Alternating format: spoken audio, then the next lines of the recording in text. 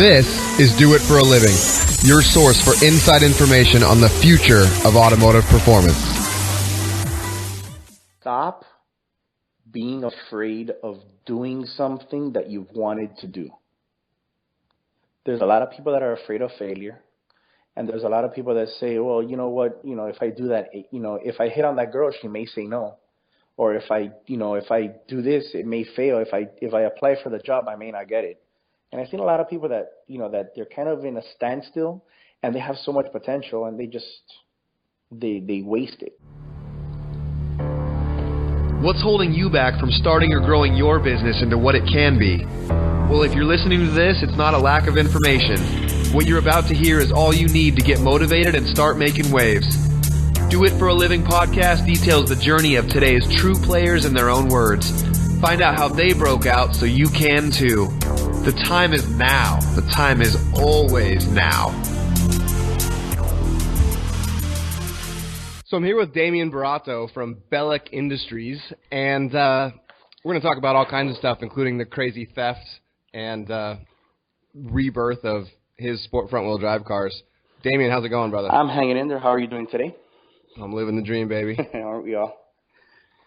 So tell me a little bit about how Bellic got started and kind of your history as an entrepreneur. Wow. Like what are you all about? How'd you get into the industry? Well, my first car was a Honda. Second, third, fourth, fifth car were Honda. So I kind of, inevitably ended up doing what I do now. So that was kind of an easy transition.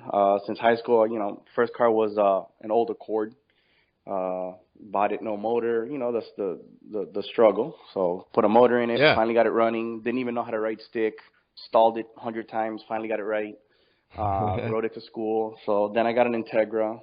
Then it switched over to an EG.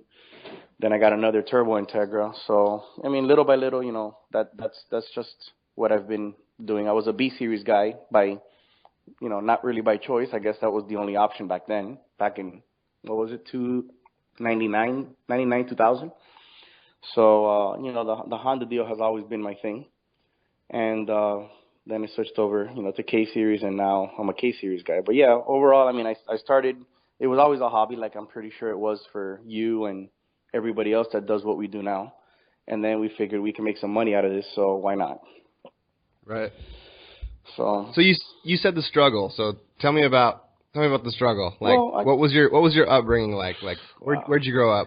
Wow. All right. So I was born in Miami, obviously here, the happiest place on earth. And, my parents weren't rich. My dad, he was a butcher, so he had his own business. He was his own boss, but, times were tough and we had to make with what we had. So, we weren't able to go out and buy a new car and buy anything. So we had to kind of make stuff work with what we had. My first job was, at Coral Gables Hospital. Actually, I would work in the cafeteria. I deliver food to patients. So, pay was horrible, but I still wanted to go out and race. All my friends were making more money than me. Everyone was going out to, turboing their cars and, doing what everybody else wanted to do. And over here, I was making $200 a week, trying to do nitrous kits and turbo kits out of whatever we could.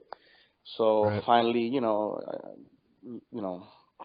started making a little bit more money. I moved over in the same hospital, moved over to radiology. Still didn't like my job. At this point, I was already graduated from high school, so started going to college for business. Still wasn't making any money. Moved over to getting into an Acura Integra turbo that was built by this guy, Brandon, from PSI Racing. I bought it off a buddy of mine, and that was fairly fast. Obviously, still wasn't making enough money. Then I got a job that I landed at this place called HP Motoring down here in Miami, owned by this guy named Isidro, who passed away in a motorcycle accident. But this job really opened up the doors for me to meet, Zeke at Ferrea and a bunch of good guys in the industry. And that's kind of like where it all began. That was my first job in the car industry, where I wasn't making much money, but I actually enjoyed what I did for once. So, and that's pretty much where everything kind of took off. Then I got a job working at Dynamic Turbo around 2002. I was like 20 years old. I was a sales guy there. I would pretty much take care of people as they walked in. I did whatever I had to do, and I met a lot of good people there. So, I learned, I met the guys from HKS and Gretty, and back then these were the major heavy hitters in the industry.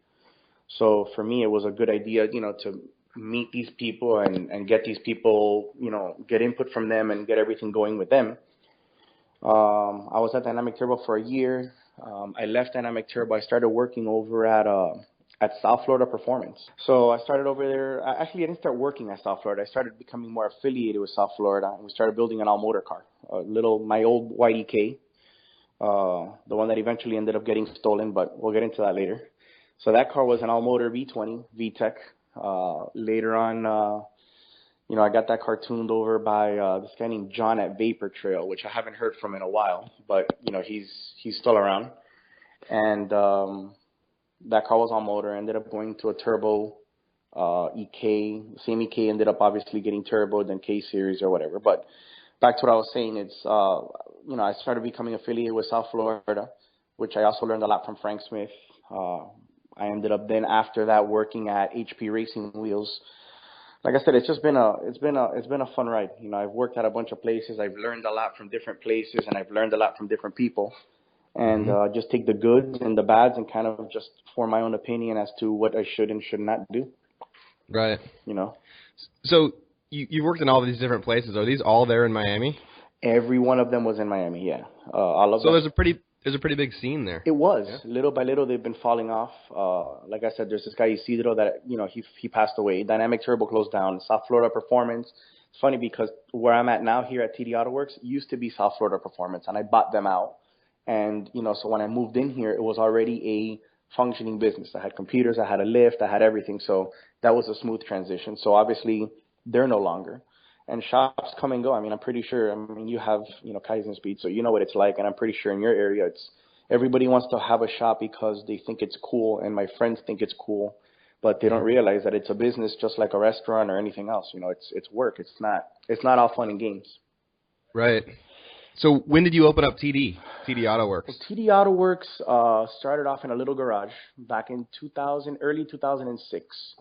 And then towards the end of 2006, actually October 16th, 2006 is when I bought this place out. And I've been here ever since. So I think now October is going to be 9 years that I've been in the same warehouse. Obviously, I've remodeled it and I've done a couple changes to it, but still in the same location as we were since day one. So how do you think being in Miami has an influence on your success? Like, has that location helped you or hurt you? I think so. Miami is central to pretty much all of South America, Puerto Rico, Bahamas, Jamaica, all the islands. All the freight forwarders are here. Everyone that needs a freight forwarder is here. So the fact that, tourists come to Miami all the time, I get a lot of people walking in here with 2-page lists of stuff to buy. So I'm thinking if I was, over there by you, or if I was in Texas or in other places, it wouldn't be as common because, I get a lot of people coming through here just to vacation, and they pick up stuff along the way. Plus the fact that there's freight forwarders, like I said, everything is central to Miami. And then the fact that I speak Spanish fluently also helps me because, a lot of these guys can't deal with people that don't speak Spanish because, the communication barrier is an issue when you're spending this much money. You want to make sure that everything is nice and clear. So I would say that Miami has its advantages over, other places. Right. So I can't complain. Word. So, and plus it's nice here. I love where I live. I can't complain. So tell me about the whole story with the theft and the car. So take me all the way back to the buildup of the car, your YDK, what you did with that car, how fast it went, and then what's happened over the last couple of years. Well, like I said, I built that car I've had it since maybe 2005. Originally, it was a regular YDK. It was my daily driver, single cam, slow as fuck. I couldn't drive it. It was boring. Ended up doing an all-motor V20 VTEC. It was fun. Back then the competition wasn't as intense as it is now. Car made, I think, 232 or 236 to the tire. Using off-the-shelf regular skunk tube cams and, eagle rods and your basic, poor man's setup, and it worked. I raced a buddy of mine, Josh, NOS51, who's the guy that drives my car now. He had a Turbo Integra, and he fucked me up. So I said, okay, well, that's the way to go. I was able to sell a lot of my all-motor stuff. I ended up building an LS VTEC Turbo. And that car was a 10-second car. I'd go out on the street, I'd race everyone, and I got a lot of recognition locally racing that car. A lot of people started to know who I was, and I started getting demand for people saying, hey, can you work on my car? I like how your car runs. I like how it looks. The attention to detail was there. You think it'd be a possibility that maybe you can do this or do that. So little by little, my little brain starts working, and I said, shit, maybe I can make money off of this. Maybe this is something that I can, stop doing people favors and start making money on these people as opposed to other shops making money. So, that was just like just a thought in the back of my mind. I never really thought it'd amount to anything. I was going to school for business at the time, at Florida International University. I figured, I'm going to get a business degree because that's what my mom wants, and my mom wants me to go to school and blah, blah, blah. So a little shortly after, my mom passes away, and I was going to school, but I wasn't really there. I was there, but I wasn't there. And I realized that, even when I'm at school, I'm thinking about cars and turbos and pistons and rods. So why am I wasting money on tuition? And then I started getting the idea of the whole shop deal. But regardless, that car later on turned into a turbo, like I said, B series. And, I opened up the shop, and then now I had a little bit more support. I had a shop, I had a lift, I had mechanics, I had everything. So the car became more of I don't want to say a full-time priority, but we gave it a lot more attention than we normally would if we were working from the house. And, we raced that car during this time is when Tony T1 Palo went 8s. The big deal with you even building big tire outlaw cars. And that was the thing. I'm pretty sure you remember those $1,000 buy-in races. Yep. So it was a thing, it definitely brought, attention to the business, as I'm pretty sure that you saw it. Like these were, the top of the top guys. If you're willing to cough up $1,000 to go to this race, you're kind of somebody, you're not a nobody. So, we definitely started bringing in business because of. So you started to see business pick up because you were playing on the big stage? I definitely believe so. I mean, the building a car gives you credibility. It gives you recognition. So, if you go out there and your car runs, it kind of gives you, a little of an advantage. You there? Yep. Where'd I leave you? So you left me right when we were talking about building the car up. And so if you had to offer advice to up-and-comers or somebody that, like little Damian, right? Okay. 10 years ago, Damian, would you tell him the same thing, to follow this path and build a car, and that's how you get, established? Like that's the path. Is it worth the $100,000 build to build a sport front-wheel drive car? It's wow. I tell people no. That's the funny part. Even though this is how I make a living, I tell people that it's a lot of money. And at the end of the day, if you don't like it, if you don't love what you do, you're gonna quit. But it's very difficult for me to practice what I preach because I got my car stolen, and then I built another one, and then 3 runs later we put it into the wall, and now we're building another one. So I guess from an economic standpoint, it's a bad investment. But it's one of those things that if you like what you do, it's a no-brainer. I mean, I couldn't see myself building something else or getting into anything else, even though, I love going out on the boat and I love traveling and I love doing this and that, but I can't.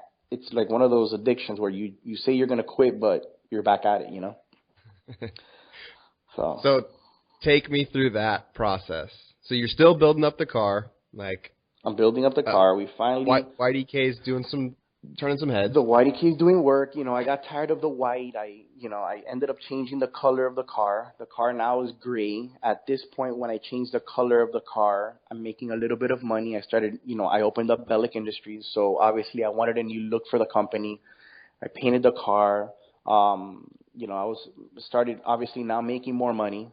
Tony at T1 gave me an offer I couldn't refuse. And he's like, listen, you put a Motec on the car. I'll help you out. We'll tune the car. And he's really been the person that's really pushed me to go Motec and learn it and understand it and guide me through it. So I put a Motec in the car. We finally get some, information. We finally go out. We go testing, put a strain gauge in the car. We set up the strain gauge, and we go to Orlando for a race. And, truck, trailer, everything's there. We stop at the Radisson because, it was raining that day. When's this? This is 2 years, maybe a year ago. This was September of last year. So we went to this race in Orlando with the car. Everything's exciting. Everything's great. The car's running good. The car's staying together. The motor's happy. And we go to a race. We get there Friday, and we stayed at the hotel. whatever. We went to sleep. We didn't go out that night. We didn't really do anything. We went to sleep. Saturday morning, we wake up and the truck is there, but the trailer's not connected to the truck. And obviously, the first thing I think is, okay, well, somebody's playing a prank on me. You know, they put the trailer somewhere, you know, funny. So I'm obviously there with Josh and my girlfriend, and Josh looks at me. He goes, "Listen, I'm not playing with you. Like, this is for real. The truck is, you know, the trailer's stolen." So obviously at this point I'm panicking. I'm like, fuck, you know, like this can't be happening. This can't be real. You know, this is a joke. Is someone, you know, being a funny guy, blah, blah, blah. No, it was, you know, in fact, it was serious. I started making a couple phone calls and, you know, and then that's when the search began, you know. I put up an Instagram post with, I think it was like a $20,000 reward for the return of the trailer with everything inside. I got an overwhelming amount of people calling me, you know, offering me money, you know, to bring up the reward. So I got a buddy of mine that calls me. He's like, "Hey, I'll put 5." And another guy calls and said, "Hey, I'll give you 5. I'll give you 5." And the reward got up to 35 grand, but still nobody came through with any information. So at this point, you know, we waited a little bit. This was right before World Cup of last year. Obviously we didn't race World Cup, and then shortly thereafter they found the car in a chop shop, you know, in pieces. So, you know, that's when we said, okay, well, you know, I can fold over and bail and just sell everything and just stick to a boring life, or, you know, I can build another car. So we ended up finding another car. And so hold on. In that period of time between it getting stolen and them finding the car in pieces, how long was that? 3 weeks, maybe. Are you freaking out? Tell me about that. Are you Wow. sleeping? No. I mean, well, I stayed in Orlando for, you know, I live in Miami. The theft took place in Orlando. I stayed in Orlando for about a week, driving around, going to different shops, knocking on people's doors, you know, hey, you know, I'm giving a reward for any information, you know, and it seems to me like the guys that did the dirty work are friends with a lot of the people there. So it was getting to the point where I didn't know if people saying I don't know means I don't know or I don't want to tell you. And it seems to me like after this all happened, I realized how big theft in Orlando was. I then remembered that John from K-Tuned got a bunch of displays stolen from him at the Orlando Speed World event that Honda Day had done. So I was realizing, shit, you know, this place is no joke. You know, even though it's pretty and you have Mickey Mouse and all this stuff, like there's a lot of shit that goes on that people don't know of. And then it finally hit me, you know. So like I said, I went driving around. I went to all the major shops. You know, I had friends like the guys over at King's Performance were friends of mine. So I knew that, you know, they were legitimate, and they were like, listen, you know, like I really don't know who to tell you. You know, there's the same little group of guys that are always doing the same thing.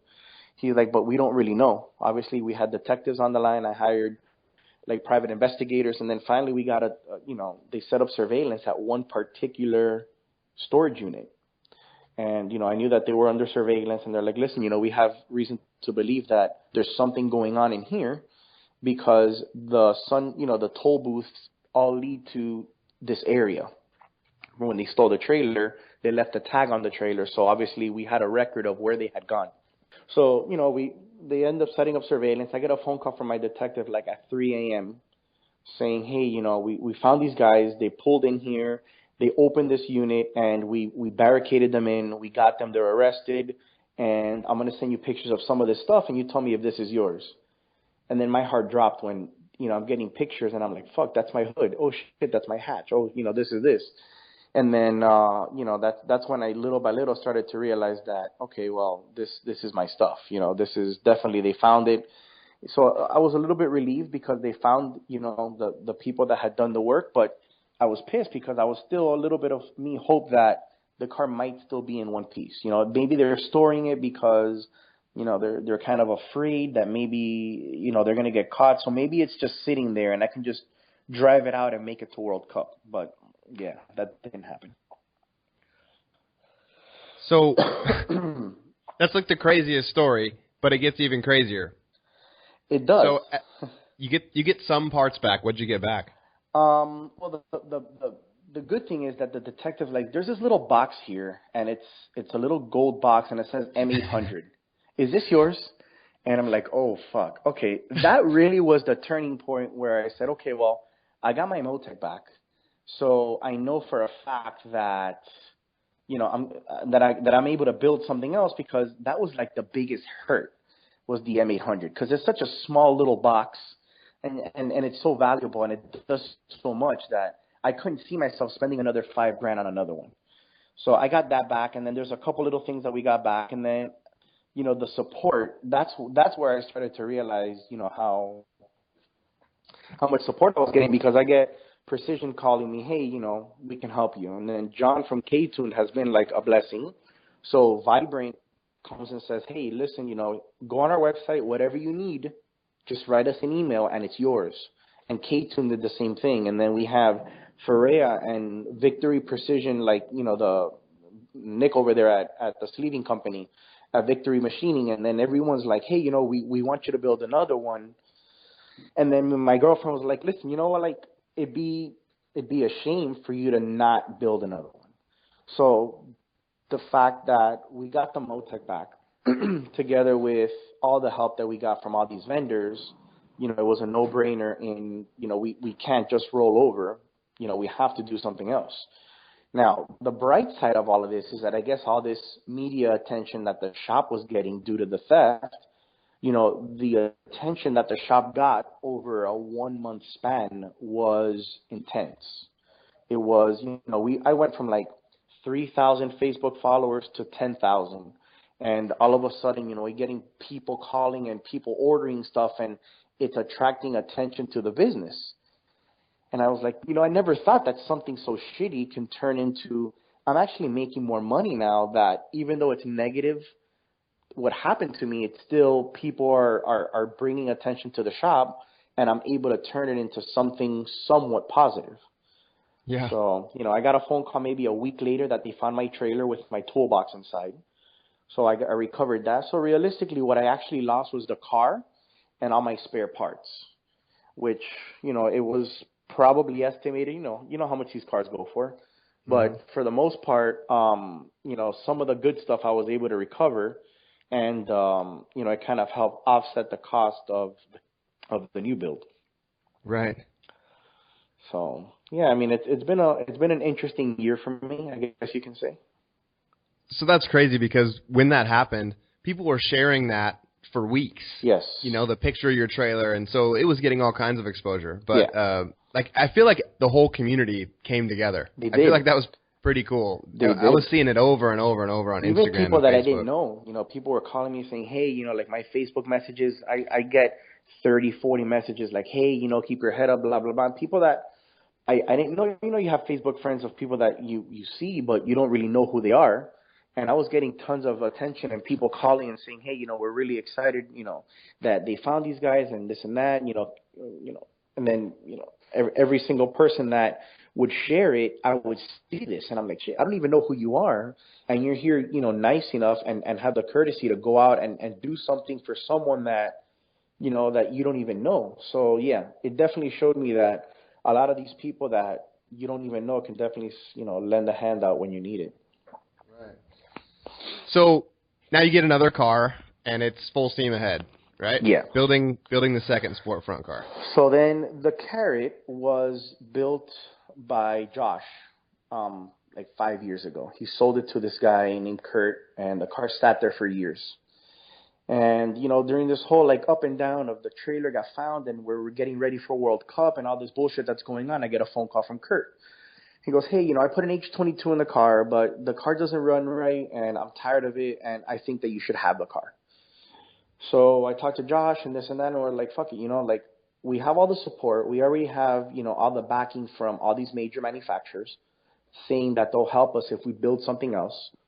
So we did the math and we said, okay, well, how much would it cost us to build another one, counting on we're getting free, all this stuff, you know, what would we have to actually buy? Is it worth it? So we got the car for $3,500. It already had the wide body front. It was painted. It had a cage in it. It had interior. So a lot of the I guess you can call it time-consuming bitch work was already taken care of. What we had to focus on was the engine bay. So I said, you know what? There's a lot of stuff. Even though the EK was my baby, there's a lot of stuff that was tired on the car. There's a lot of stuff that we had replaced and exchanged, and, you know, old parts were getting tired and breaking. So we said, you know, let's build this car right. Let's build it how we build cars. And, you know, we started the process. So we did all the fabrication, removed the radiator support. We leaned the motor with, you know, the Prianto leaned mounts. And, you know, Tony helped, gave, you know, a ton of help with injectors. And Joel at Race Spec made me a new harness. And like I said, the support was, we were getting boxes here pretty much every single day. We built the car, you know, obviously new harness, same M800, everything was there. And, you know, then we went, we started doing a lot of advertising with that car because the car was getting a lot of attention. So a lot of our vendors were happy. You know, they were seeing a lot of positive results. They were seeing that the car was bringing in the attention. You know, they were seeing a return on their investment. So they gave me something, helped out. Like, you know, a lot of people were seeing that, okay, well, helping this guy out is definitely bringing attention to my product. You know, I even got help from this guy named Reed at Kaizen Speed that helped me out with this rear trailing arm kit. That works pretty good. That guy's a cool guy. Yeah. It depends on who you ask. So, you know, we got that. We put all that on the car. And, you know, like I said, the car was one of these things that I said, the car's not going to come out until the car's not 100%.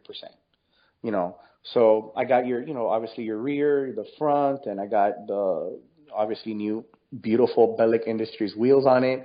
And I got these, you know, new Tirado helped me with the coating. Just the car was coming out how I would picture the perfect show car / race car would ever be. And then we finally debuted the car at Honda Day. Even though it's not my favorite event because it ran by my favorite promoter, I said, you know what, let me go out there, let me run the event, let me, you know, support them, whatever, you know, let's just put our past behind us. Let's go out to Honda Day. Let's show the crowd what they want to see. So we had done some testing already. The car had gone 6.0, 6.0, 6.0 like 3 times. We said, you know, we have enough information. I feel comfortable going to, you know, to North Carolina. It's a badass track. You know, it's Z-Max. Let's go out there. You know, we have all the guys from Speed Factory are going, and Norris and Prianto and them and Miller, and everybody's going to be there. This is the place that we want to debut the car.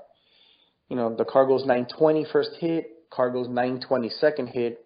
Then the third hit, the car just goes into the wall. So now it's like all these old feelings of like, fuck, you know, like when the car got stolen again. It's like, shit, you know, like, okay, well, if we got the car stolen and we had nothing basically, and we built the car from nothing, then a little, you know, collision with the wall shouldn't hurt. So we ended up stripping the carrot down, get a phone call from Sheepy. He's like, hey, Butu, you want to buy my car? And, now I have the Integra that I bought from Alex, and we're doing it all over again. It seems like we're back in December of 2014. So the way that you just skipped from, oh yeah, we put it into the wall, to I'm building another car, like blows my mind. When you're standing there, so you're not driving, Josh is driving the car. Josh is driving. I see that Josh gets out of the car. So when Josh is out of the car, I said, okay, well, Josh is okay. Now we just need another car. You know, that's my mentality. Like right now, just like in the same moment, instead of feeling sorry for yourself, you're just like, okay, what's the next deal? Like I don't understand that process. Take me to that story. Like you're standing at the starting line, watching the car go into the wall. What are you thinking? Well, I start running towards the car, and they don't let me. So I went back. I get a golf cart. I run up there, and I'm like, okay, well, I see a fire, which is never a good thing. Then I see Josh get out of the car, and he's like walking around. And I said, okay, well, Josh is out. Look. I'm thinking, I hope he gets away from the car because this shit can technically blow up. So he's there. They come in there. They put out the fire. He looks at me. And it's like that same face that he looked at me when the car got stolen. It's like, okay, well, you know, he didn't feel bad because, like, he knew it wasn't his fault. There's nothing that he did. He just looked at me with a face like, shit, now what? You know, so put the car in the trailer. The next day, or not even the next day, that same night we left. And we went to the hotel because that was Saturday. That same night, he's like, oh, maybe we can fix it. You know, I think we can fix it. You know, it didn't hit that hard. It just looks ugly. We can fix it. We get back Monday. The body shop guy comes and he's like, listen, the car's buckled. The rear, even though the car hit the front passenger side, the rear driver side is twisted. Like the whole body panel is buckled. He's like, I can fix it and I can pull it and I can straighten it. I just don't feel comfortable you going down the track with this shit again at 180. So it's at the end of the day, you know, like people are like, man, you know, like you're so like calm. To me, it's a car, and it's a Civic. You know what I mean? Like I don't, even though I do get attached to stuff, it's one of those things that, you know, it can be replaced, and it's not the end of the world. And you know, the show will go on. You know, you can't sit here and be like, okay, well, let me sit here and cry for a little bit because that's gonna make the car come back together. So we said, you know what? Okay, we can't fix this car. I was talking to Sean R. to buy his black EG that he raced at World Cup last year that I think went like an 830 something. And then I get, you know, like I said, I talked to Alex and I ended up getting this Integra. But yeah, long story short, I mean, when it comes to cars, to me, I mean, like I told you earlier, I lost my parents, both of them. So to me, it's like a car is I don't even know. It's insignificant to me. Yeah. You know, in the big picture. So YDK goes away, Carrot goes away, and now we're on to build number 3. Build number 3 within a year in Integra. So now it's new fabrication. You know, Vibrant came back on board. Vibrant's helping me with all, you know, everything, new intercooler, new piping, new everything that I need. We had to replace, obviously, the car, so we're getting a whole new intercooler piping, a whole new front end. I mean, the fabrication on this one, I think, is going to be even nicer than the Carrot. I think that we're going to get a little bit more, I guess, intricate or a little bit more detailed with some stuff that we learned from the Carrot. Yeah, I think now that I don't have to spend money buying a new PPG and buying a new motor and buying a new turbo kit and buying a new everything, it's, you know, I have a little bit of extra money so that I can experiment with, like, cool stuff. You know, obviously I'm putting the Kaizen Speed, you know, your trading arm kit is going back on it, new front brakes, which you shipped to me already on it. So all that stuff should be good to go. I'm hoping to make World Cup this year. So World Cup is the plan. World Cup is the plan. You know, I got a full-time fabricator here at the shop now. And that's the plan, full-time. And it's hard for me to do both because obviously I still have to worry about, you know, my business. But at the same time, you know, I can't put the Integra on the back burner because now it's, you know, it's crunch time. Now, you know, the Carrot was supposed to be sitting in the trailer waiting for World Cup. Now all of a sudden it's, okay, scratch that idea. We got to start over now. Yeah. So, and then, you know, like I said, running a business, you know, I got a bunch of people that, you know, they want their stuff, you know, whether it's TD stuff like Tilton and Weldon and Precision or Kaizen Speed or Injector Dynamics, whatever it is that I sell through TD. You know, I got a bunch of customers that I got to satisfy on that end.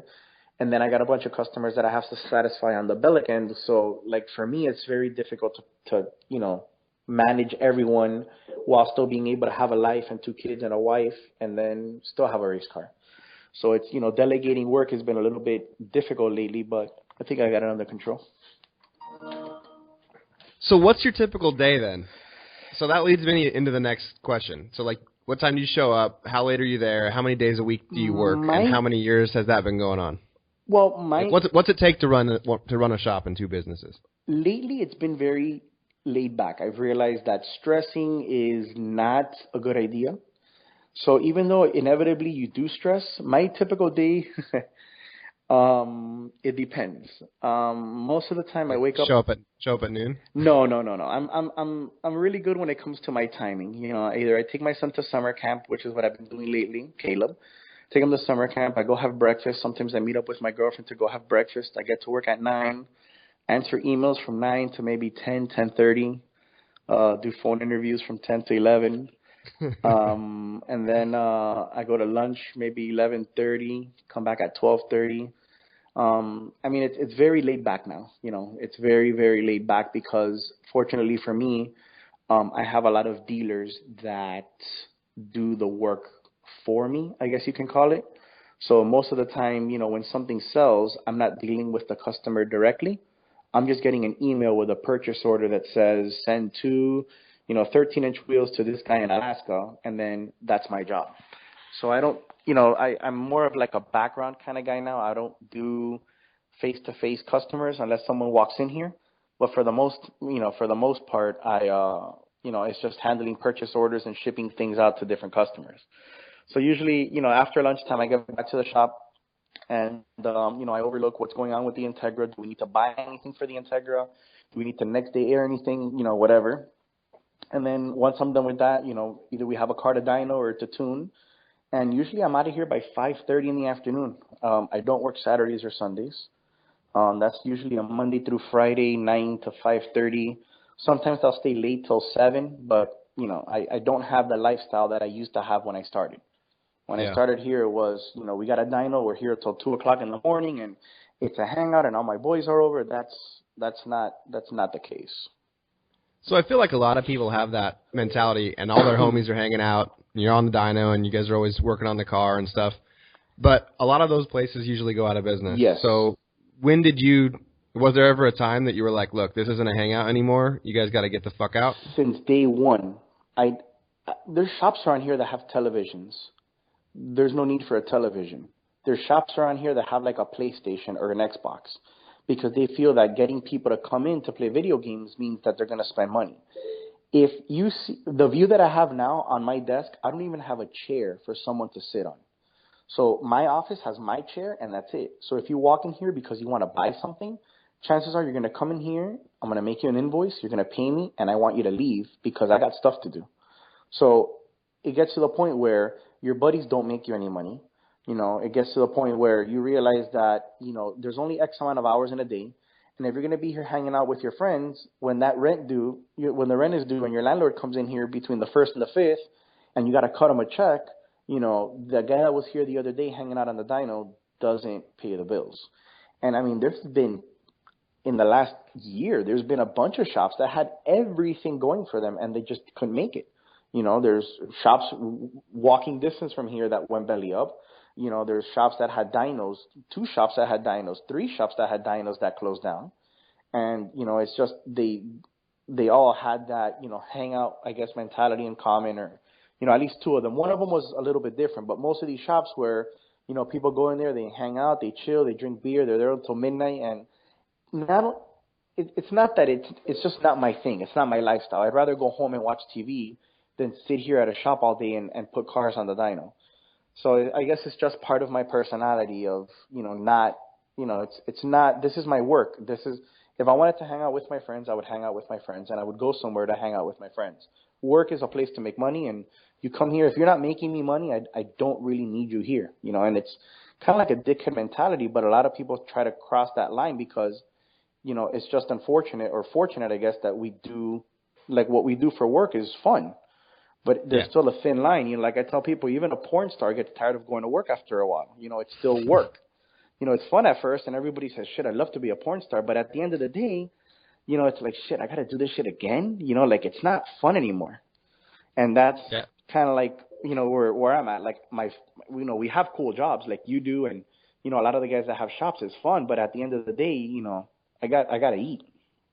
I say it's like digging ditches. Like, you think from the outside it looks all Hollywood. Yes. But it's work. Yeah, it is. It is. And a lot of people don't realize that. They get into it thinking, oh, shit, I get to have a dyno and I get to get parts cheaper because now I can open up an account with such and such and blah, blah, blah, and it's cool. But, at the end of the day, that guy that you hooked up, your boy, doesn't help you when you got to pay, your electricity bill or when you got to pay the internet bill or whatever. So, it's the people that have been around the longest, and when I say that, I think of guys like you and Tony and Chris Harris and a lot of the guys, they're serious people. They're not little kids, they're adults that just chose this as their lifestyle, that they're not children. And usually that's what separates the shops that are successful from the shops that are not successful.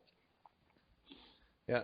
And it's hard to do because, look, if we all won the lottery, then it'd be great. We'd just hang around the dyno and shoot the shit, and everyone would be just kicking it and chilling. But, that's not the way that it is. I feel like a lot of people don't have, the nuts or the wherewithal to, tell their friends, hey, man, I gotta get to work. Yeah. So the fact that you can do that is probably why you're still in business. Yeah. You have to. There's playtime and there's work time, and then there's a time for everything, and just got to make sure that you know what time to delegate to what, Word.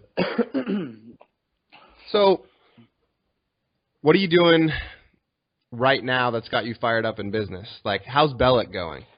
Bellic has been a blessing for me.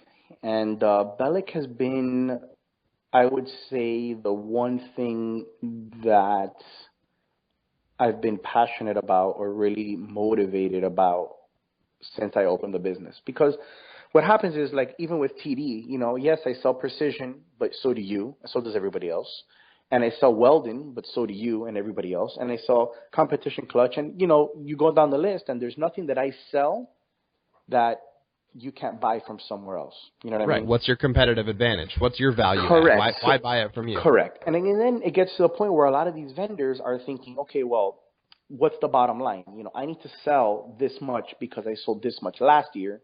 So what they did is that they start opening up more and more vendors, which in turn causes more and more competition. So everybody has to drop their panties a little bit lower to make the sale, So the thing about Bellic to me is that I get to control the market, or at least my market. And, I can say that I love the Bellic brand. I love where it's going. I love the people that support the brand. I love the people that help me market the brand. And I think that it's only going to get better from here on out. Like, I don't see, I've tried to take the right steps in who I choose to market it and who I choose to represent the company, that I cannot see, anyone not liking where it's going. I don't know if that sounds bad or not, but it's kind of like I'm really proud of what it's become since late 2012, which is when we started. And so that's the single, I don't know, most important, or that's a big thing that's been a transition from TD to Bellic has been a game changer for you. That has been the game changer. I mean, like I said, TD's still around, and if you want, if you need parts from TD, obviously that's not going anywhere unless someone comes and buys me out. That's not going anywhere. But Bellic is really, what I see the most growth in. Like I said, to me, the way that I see it as far as the Bellic brand goes, I don't really have many competitors. I have a lot of big competitors like Weld, for example. Those guys have been running the market for decades. I'm not going to knock them out. They're not going anywhere. If you can't beat them, join them kind of deal. So, but I see that the demand for Bellic is growing a lot faster than I could ever have forecasted, So let's say, if I say this year I'm going to sell 280 wheels, I'm always behind because now I sold 400 wheels and now I need to rush and make another 120 wheels.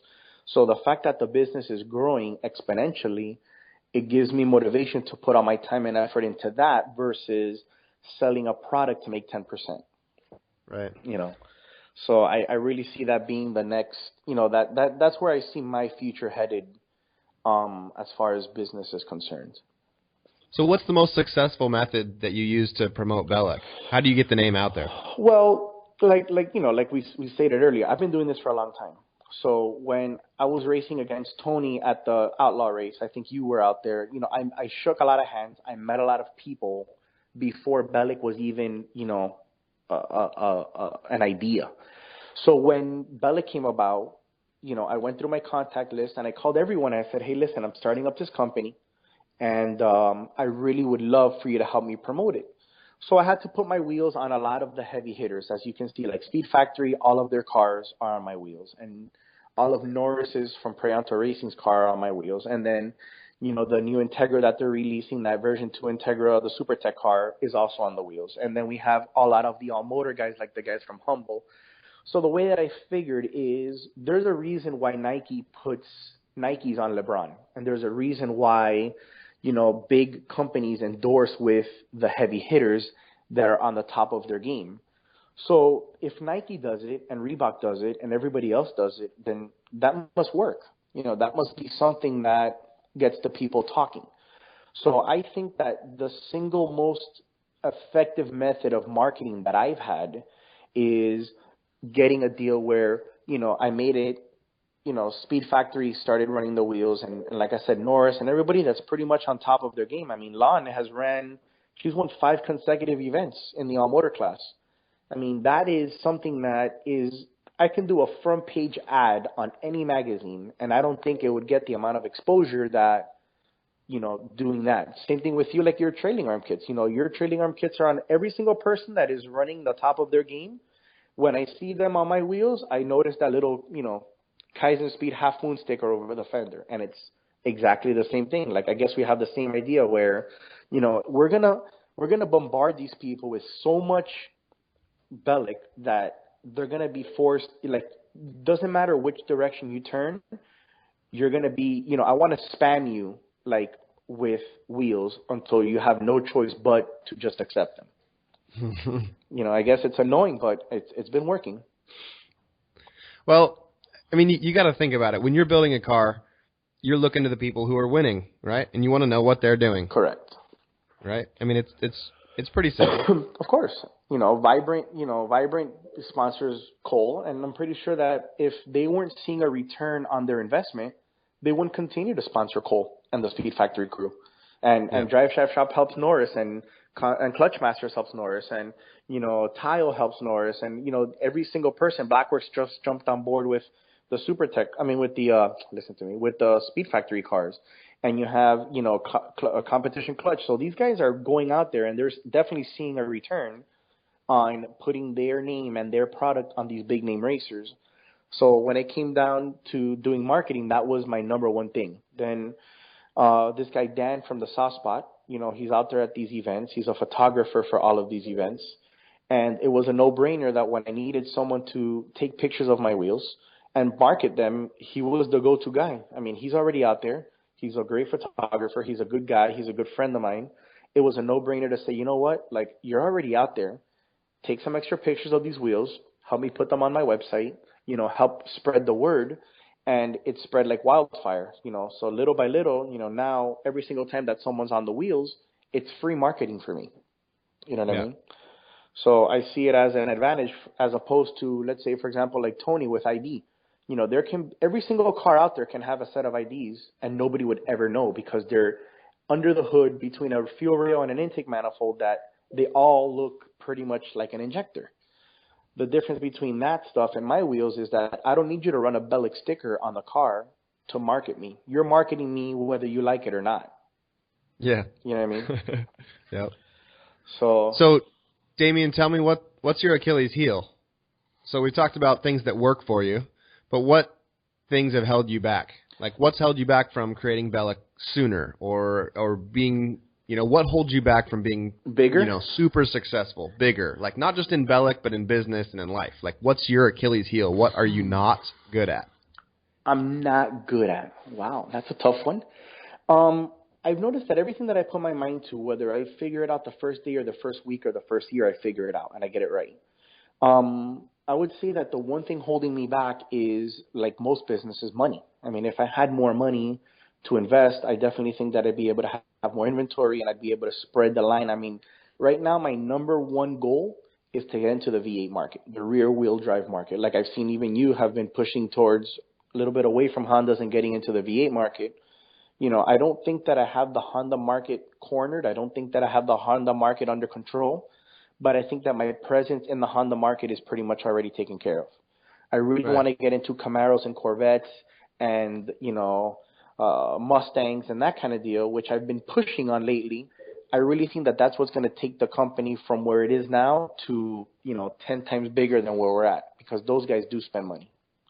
Yeah. So, I mean, my weakness, I think, is, I've always had a problem with not knowing how to invest into what the next big thing is, like forecasting. It's very difficult for you to know, okay, well, I'm going to buy a bunch of 15 by 10s and we're going to make a bunch of 15 by 10s. With my luck, everybody wants a 15 by 9. So now I have all these 15 by 10s that it's not that I can't do shit with them, but now I got to break these wheels apart and convert them into a 15 by 9. So like I said, it's very difficult for you to forecast where the market is going because it's impossible. It's almost impossible. But the Honda thing worked out well for you because that was your world. And that you've been was in it my for a world, long time. correct. And now the V8 market isn't my world, and it's not that I'm opposed to it. It's just not really what I was growing up. When I grew up, that wasn't really my thing. Yeah. So lately what I've been doing is I teamed up with the guys from JPC Racing that they're really good friends with Jason Miller, the owner of MIR, or the ex-owner, I guess you can call it, of MIR. And they do a lot of Mustang wheels. And I think that little by little, once they start putting some wheels on Mustangs and Camaros, the market will start growing into there. But I think it is going to be a slower transition than it was into the Honda community. Because, I mean, before I even opened the company, I had purchase orders from Rob at TPR. I had purchase orders from, a bunch of people that wanted the wheels because they were doing it more so to support me because of the friendship that we had from before. Whereas, so the moral of the story you have relationships, and you're able to leverage those relationships and get adoption faster. Correct. And I use them to my advantage in every possible way. Yep. And that's how I feel that the business grew, because people knew me from before. And also when I opened the company, there was a lot of bad blood because of a company named ExoSpeed, who, from what I've been told, I'm not going to say anything. There's a lot of money owed by this guy, and there's a lot of people that got screwed over. So there was a lot of people that were skeptical about Bellic because they said, well, wait a second. The last time that I bought a set of wheels, I never got them. So why would I send money to this Damian guy who I have no idea, if I'm going to get my stuff or not? So I would say that the fact that I don't screw people over and I've never fucked anybody out of money, definitely I use that to my advantage to say, well, you know what? Like, I've done business for the last 10 years or whatever, and I haven't screwed anybody out of money. Why would I start now? So I think that was part of the reason where, why people started saying, you know what? Like, I send Damian money. Even if it takes an extra couple of weeks, I get it. I get my stuff. And Damian's open and he communicates with me, and I'm able to, he picks up the phone when I call, and that is priceless. And a lot of people don't realize that avoiding customers is not really the way to go. So, what's the plan for 10 years from now? What's your big, hairy, audacious goal? Like, what's the superstar plan? If everything went your way, if everything aligns right. Yep, where are you? What's it look like? When you wake up in the morning and you're like, this is what I want 10 years from now, what is that? I'm close to retiring. Okay, so let's get off by that. I'm close to retiring. In 10 years, you're close to retiring. Yeah, I'm planning on it. Like, I'm already planning on what boat I'm gonna buy and where I'm gonna live and that kind of stuff. But besides that, ideally I would like to get Bellic to a point where it's self-sufficient, which it pretty much already is. I want to have a dealer network where everybody that wants, wheels can go and call your Jegs or Summit or that kind of deal. And ideally, I'd just be, just a dad. That's really all I really see myself being in 10 years. I plan on getting the business to just become self-sufficient, where I have a staff that can handle the phone calls, handle the purchase order, handling the assembly of the wheels, the boxing of the wheels, the shipping of the wheels. And honestly, I think that Bellic is where I'm going to put all my eggs in. Even if the basket falls, that's where I'm going to put all my eggs in, because I really feel strongly enough about it to the point where I think that is going to be my future from here to 10 years. That's option A. Option B is someone just buys me out and I just take this money and I just go travel and I disappear for a very long time. So hopefully one of those two. Either way would be good with me. Right. So I feel like that's a pretty standard deal. Like we grind it out through our 20s and work like crazy, and then start to put systems in place, as we get older and wiser. Exactly. I mean, you can't work forever. It gets to the point where people say, oh, you only live once. No, you only die once. You live every single day. You live every single month. So, I don't want to become to the point where I say, you know what, I eventually, someday I'm going to do this, or someday I'm going to do that. So, I definitely want to bust my ass now and make this grow into something huge, so that I can, still be around in 10 years, which is obviously the number one thing.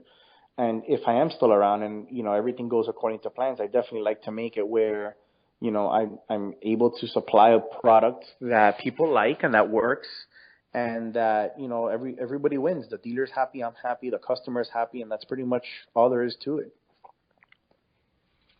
Right. So. Hey, Damian, we like to take action on Do It for a Living. Okay. Can you suggest one action item to our listeners that they can do this week to improve their situation? Stop being afraid of doing something that you've wanted to do. there's a lot of people that are afraid of failure. And there's a lot of people that say, well, you know what, if I do that, if I hit on that girl, she may say no. Or if I do this, it may fail. If I apply for the job, I may not get it. And I've seen a lot of people that, that they're kind of in a standstill and they have so much potential and they just, they waste it. They realize that eventually when they realize that now is the time to do it, they miss the opportunity. So I think that if there's one action that I can suggest to anyone, no one really told me, hey, go and open up a company, or hey, go and open up a wheel company from scratch. But, I figured, what, if I don't try it, then I don't know if it would have worked or not. So let me just go and try it, and it's worked. So I would say that if there's one thing that I would suggest to any single person is to stop being afraid of wondering, I don't want to try it because it may not work, And I also suggest to anyone that if it's possible to be your own boss. I mean, I suggest to everyone to not be an employee, to try to be your own boss, and that's the only way that you're going to really be able to determine your future, where you're not, waiting on someone else to tell you what to do. You're the one that decides, and if it works, good. If it doesn't work, that's fine, but, it's a learning experience at the end of the day. And that's really one of my biggest pet peeves that I see people say, oh, it must be nice to own a wheel company, or it must be nice to do this. It's like, no, it's not nice. Fuck you. Like, it sucks. It's nice to make money, but you don't see what the shit I got to deal with. And, I got a bunch of bills, and you get money coming in, but you got to pay bills, and you got to do this, and you got to do that. But at the end of the day, I don't got to worry about someone telling me you're fired, Yeah. I feel like when you hear that a lot, it must be nice. Well, right, but none of that stuff was handed to you. Yeah. Right? Yeah. So, it's in the same way that you were able to create it, someone else can create it. And there's a demand for everything. Even the dumbest wake shit. up and go and get it. Correct. Even the dumbest shit that you see, like, man, you know what? I hate tying my shoes. Well, make something that ties your shoes for you. Invent it, tie it, and sell it. Like Shark Tank. I don't know if you watch Shark Tank, but there's some people with some dumbass ideas, and they're making more money than me and you combined. Yeah. And I'm like, shit, why the fuck didn't I think of that? That's genius. Yeah. And there are these people that I see them as... that's the thing. Instead of you're not the mentality where you say, oh, it must be nice they created that. You're going, shit, I should have thought about it. So now you're looking around going, what can I create? What can I create? Yes. How can I do that? And these guys are like, well, we started this business 3 months ago, and we just grossed $1.2 million. And I'm like, fuck, you know how many fucking wheels I got to sell to make $1.2 million? And these guys are making, like, little rubber bands that hold your money or some dumb shit. And it's like, fuck, man, and then that's how I see it. And you know what? Don't even go that far. I remember when Tony really blew up with the injector dynamic thing. I'm like, fuck, I know this guy. I know him. Like, I have his cell phone number, and this guy's doing so good. There is an opportunity for us to do something. Like Tony found his, injector dynamic calling, and that's what he did. And he seems to be doing all right. So I figured, why can't I do this? Why can't I do the same thing? So, yeah, like, to answer your question, I would say that there's a bunch of people that say it must be nice. And I think, it must be nice to wake up whenever your eyes open. It must be nice to be able to go to sleep at whatever time because you don't have to worry about shit the next morning. So, it's one of those things that it's a calling for some people. It wasn't made for everybody. There are some people that were made to flip burgers, and there were some people that were made to tell that guy to flip burgers. There's some people that, that's just how it is. But there's a lot of people that have potential that are just afraid of taking that step and saying, fuck it, let's just jump and see what happens. Just take the plunge. Just do it. That's what do it for a living's about. Exactly. I mean, look, what's the mentality? Don't sit there listening to this and then turn it off and then go back to normal. Yeah, and then go ask your boss, something what do you want about me to do now, boss? Do it. Yeah. Do it now. Like that Dame Dash interview, I watch that shit every single day, and it says everybody wants to be the boss. The girls like the boss. Everybody likes the boss because the boss is the boss. And I see so many people, and not even that. Scary being the boss. Like, it is. Everything comes to you. So you gotta have a pair. You gotta step out of your comfort zone, and you gotta do that day after day after day. And you have to do what's best for the business. You can't hire friends, or you could. You just have to understand that this is work. And if you're not producing and you're not holding up your own weight, you're not made for the business. It doesn't mean that we're not friends. It just means that you're not cut out for the job. You know, and there's a lot of people that are listening to this probably, you know, that live at home with their parents. Those are the perfect people. You can go out, you can start up a business, you can fuck it up royally. You still have a place to live. Yeah. You still have you'll food. get experience. You'll learn, and you'll say, you know what? Last time I did this, this time I'm going to do this. It didn't work. Do it again. So we're not going to go that route again. We're going to take a different route. But that doesn't mean that we're going to not take a route. It just means that, you know, option A failed. Let's try B. And then when B fails, we have C. But at the end of the day, there's a path. So, you know, it's just, you know, when I see people like you that you do good, and Tony and Harris, and I mean, there's countless of people in this industry like Shane T and a bunch of other people that you've interviewed. Even John Veloso from K-Tune, you know, he said his story, and, you know, he didn't start off with mommy and daddy giving him $1 million. You know, you figured it out and you get to where you are. But John didn't start off by saying, oh, shit, you know, it must be nice. No. You know? So, yeah, I mean, you know, I listened to a bunch of your interviews before, and that's the same mentality that I have. You know, you got to kind of go get it. It's not going to sit here and it's like you're not going to win if you don't play. Huh. So, I love it. Yeah. That's what's up, Damian. Thank I you, love sir. it. So, all right, I'm going to fire these last quick answer questions at you. I'm fire ready. them right back. I'm ready. So tell us about a game-changing product that you've seen in the last year. Ooh, the ID 1700s. Huh. I think that it's not too much. They're priced right, and I think that the fact that they're compatible with all fuels is going to be good. That's the first thing. The second one is obviously, I mean, it'd be kind of biased for me to say my own product, but obviously this is me saying besides like my new one-piece wheels and my version 2s and my new bead locks or whatever, but I like that. Other new products, I really like what Miller's doing with his new fuels. Obviously, I think that's part of the reason why a lot of these cars are going fast. So I would say that that's another good thing. I've heard a lot of good things about the new Infinity from AEM. Haven't really tried it, but I would say that that's another one. I don't know. I guess this year's, I mean, it's been interesting. There's a lot of new stuff that has come out. Even like Motec with that M150, M130 stuff seems like it's working pretty well. So I say that there's not one definite answer, but there's a couple. Okay. What software program do you use on a daily basis? I'm a Windows. I'm a Windows guy. I don't do Apple, but software program. I don't even know how to answer that. I don't know what Samsung phone too. I'm an Apple guy. The phone is there Apple. You go. Yeah, I'm definitely on an iPhone. I was an Android guy, but those days where walking around with a charger sucked. So I'm an Apple guy now. All right.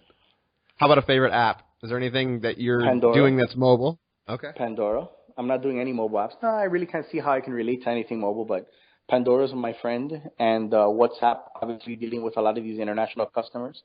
I do a lot of WhatsApp, and I do a lot of Pandora. That's pretty much my two. Instagram, obviously, but those two are pretty much my heavy hitters. Always open. And what's your favorite shop tool? A hammer. No, the dyno and a hammer, I think are the two good ones. But yeah, the dyno definitely, that's my money maker. Got it. All right, man. So, what do you think about the future of automotive performance? Where's it going? Where's your world going? As far as like, not what are you doing, but what's the industry doing? The import performance market as a whole, I think, is growing. The domestic market's not going anywhere. They haven't been going anywhere. I mean, they're not going away, is what I'm saying. They're not dying out. The domestic market is not increasing rapidly, but I think it's definitely growing. The import market took a little bit of a dive, but I think lately it is growing. I mean, there's a lot of new venues and a lot of new people like promoters that are starting new events like the Orlando Speed World events. Even this guy David from Skunk 2 is trying to start his new thing, and Cliff from IFO. I mean, with all these new venues offering events and a lot of these promoters coming out, I definitely think that the import market is growing. You know, I sell wheels to people that I didn't even know existed that are building cars that are going to be coming out, that they send me pictures, and they're beautiful, and they're cars that a bunch of people are building. That I think that if the market continues to grow, I definitely feel that there's a lot of people that are getting into the game that, you know, weren't able to afford this kind of stuff before, but they're a little bit older now. They got more money. They're making, you know, they're a little bit better informed, and they're building cars that are going to definitely, you know, hurt some feelings. So I definitely think that the market is growing. I don't see it dying. I saw it stagnant maybe 3, 4, 5 years ago. I saw it kind of plateau for a little bit, but it seems to me like now a lot of guys are coming back out, and it's definitely going to take off. So do you think it's all the Honda drag racing is built around the EG EK DC chassis?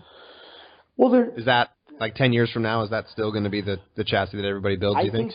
I think so, because all the newer stuff is so heavy. I mean, we didn't build, a buddy of mine had an RSX, and they're so heavy. I really can't see, unless someone starts making lightweight parts for an RSX, I really don't see them becoming a contender in any front-wheel drive racing. The EG, my Carrot, I loved it. It was parts for it are a phone call away. My Integra, same thing. Everything's available. Like my EK, like your old EK, I'm pretty sure you remember. It's very easy to find parts from. So they're affordable, they're easy to find, and a lot of people are either, just like the same way that there's a lot of people that are building new cars, there's a lot of people getting out of it. So cars are readily available. Caged cars are easy to find for cheap. I've found rollers, ready to race for $3-4 grand. If that's all you need to get the ball rolling on a race car, you can't really beat that in comparison to getting into a GTR or anything expensive, or a V8 even. Yeah. So I definitely see that's going to be the plateau, the platform, for a lot of the guys that are still going to be front wheel drive racing. Cool. So, Damian, how do we connect with you and your company? Well, you can call, you can email, you can go online, BellicIndustries.com. You can email me. What's your phone number? 786-293-8876. Rings right here at my desk. If you want to email me, it's simple. It's just Damian, Damian @BellicIndustries.com. Instagram is Bellic Industries. We have a Facebook for Bellic Industries. I mean, we're pretty much all over. And tell me how you spell Bellic. Belak Industries, INDUSTRIES.com. Industries, INDUS. Yeah, I think I got it right. You got it? Yeah, nice. I got it.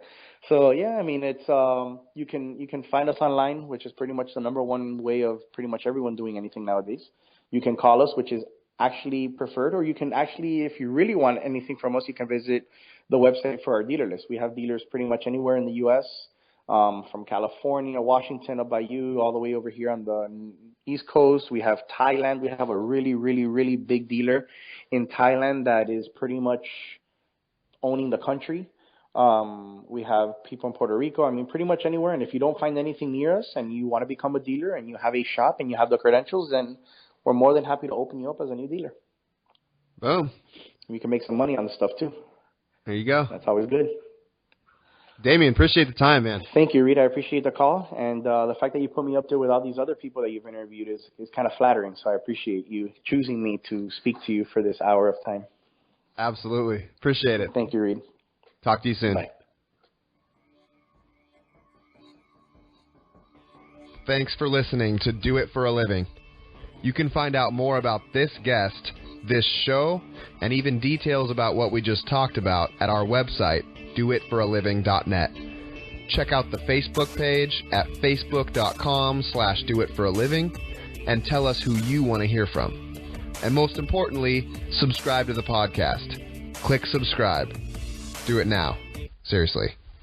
I'll wait while you grab your phone. Open up the podcast app. Tap the subscribe button. When you subscribe, you help us gain momentum and attract more high-level guests. Thanks for listening, and good luck.